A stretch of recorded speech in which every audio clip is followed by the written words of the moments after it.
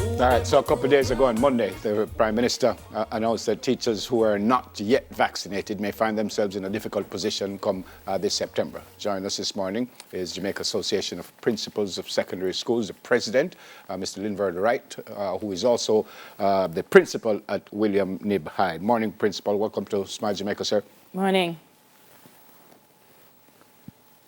Morning again, Principal. Good morning, Neville. Good morning. All right, hearing you now, sir. Let me start with this. And I'm reading from the Gleaner. It says Jamaica teachers who have not been vaccinated against COVID-19 have been put on guard that they will not receive the same treatment as their inoculated counterparts. Do you have any idea what that means? No, I think when I listened to the Prime Minister, he had said these are things that may happen, so I'm not sure. We have not spoken about anything as yet. He said that he'd been in discussions with the JT, and I figure that the ministry will be in discussions with us as principal. So we await that kind of discussion. Yeah, but for yourself as a principal, are there areas that you believe it will be important for you to differentiate teachers who are vaccinated and those who are not vaccinated? For example, testing procedures, do they have to come to school with something to say they're COVID negative? Are you thinking that your teachers will have to also do something different? Well, what I think we have to do, I have to work with what we have as guidelines. The guidelines, as we have it now, do not allow for that. So my thing is that we just have to await what it is that they are going to be saying. The issue, though, I think, is the idea of incentives for persons who are vaccinated and incentives for those who have not. Mask wearing is still something that people, have a choice about. And I think until we change that, then I don't know that the discussion can go beyond that. Okay. Are you vaccinated, sir? Yes.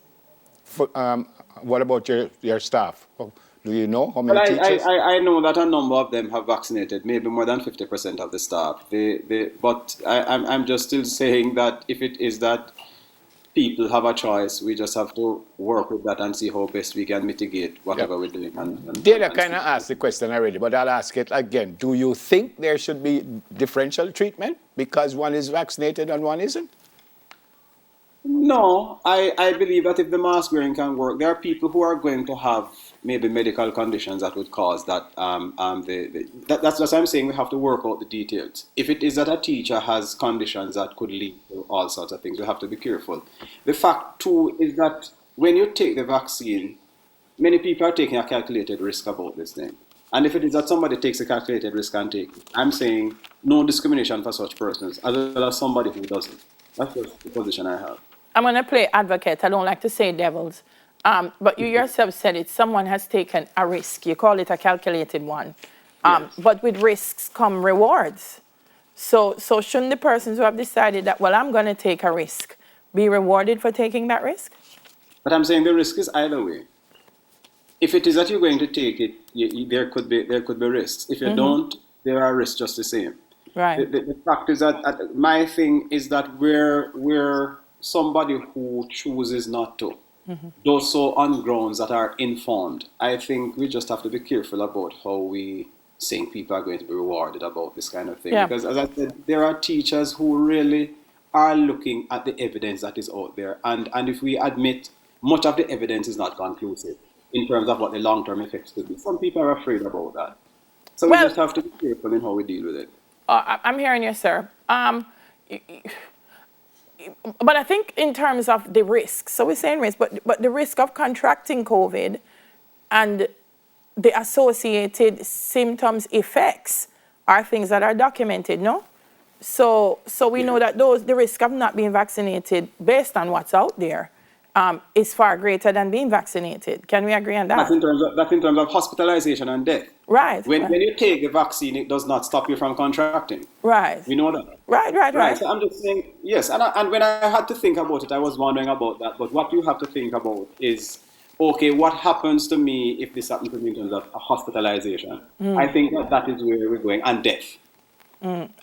Those are things that persons have to make decisions about. And I think what the Prime Minister ought to do and the government ought to do is to say, okay, what legislation we're going to put in place to ensure that we say this is what ought to be, right? And then we move forward from there. But as things stand, I think persons still have a choice, and I think we just have to be careful about the autonomy. Okay. What if a parent, Mr. Principal, says, I'm not going to send my child to your school because none of your teachers are vaccinated and I don't want to expose my child? What would you say to that parent? No, but as I'm saying, Neville, respectfully, a parent who says that does not understand what is going on, because the vaccine does not stop your exposure to the risk of the vaccine. What it does is that it says that if it is that you get the disease, your likelihood of becoming ill is not as bad or as chancy as the other person. Your Right. likelihood of death is less. But So it's not that you don't get it. respectfully, sir, your likelihood of getting it if you're vaccinated is also much less. Right. I Well, understand what you say, that if you're vaccinated and you get it, come on, you're not going fine, to get fine, very sick. fine. I can take that, man. We're learning. But the likelihood of you getting it is much less than if you are not vaccinated. So again, I'm a parent and I say, boy, principal, right, I'm not sending my child because you say it don't matter whether the teachers are vaccinated or not. So again, what would you say I to don't know what I me? could do with that parent. I tell you something. Let me tell you something. I struggle with this like many other persons. It's not something that I don't have any position to say you take it or you don't take it. I have something against you. It is out there. It has presented dilemmas for all of us. I suspect for the Prime Minister himself more than many of us. Yeah. Yes.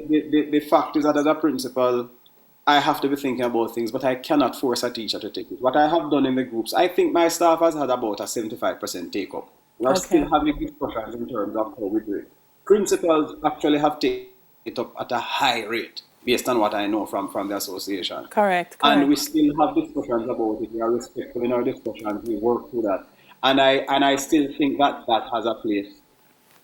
When we get enough vaccines, I think we can determine now whether or not, boy, some of these things we're talking about, we will do. Nothing is wrong to have the conversation, though. Yeah. I'm going to change lanes just a bit because I know what you do, sir. What about sport? You had You're changing fields. you had champs when school wasn't on. Would you Yes. have schoolboy football if school is not on?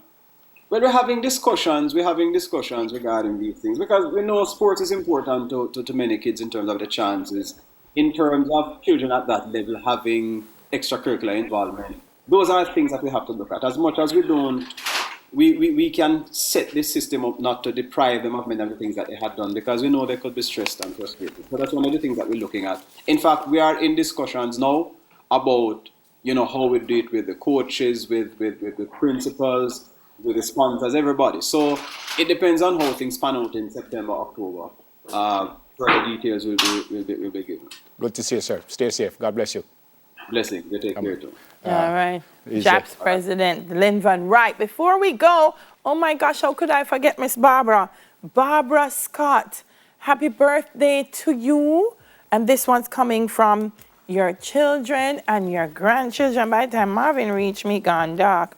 Barbara Scott, see we here from your children. Happy birthday, Miss Happy Barbs. birthday, Miss Barbs. And our own Uncle Trevor. Make I move the phone? Which is Trevor Johnson here. I call him TVJ. His wife, Kareen. And who else? Oh, Lorks. My finger. It's Karen's birthday? No, their nephew, Dr. Jordan Simpson. Okay. Happy birthday from Aunties Kareen, Jillian, Mom Prudence. Hey, right. Prue Prue. Father Danny, brothers, and rest of the family. And again, Uncle Trevor. Come on. All right, coming up next, Daily will be talking about Japan's culture. Soon come.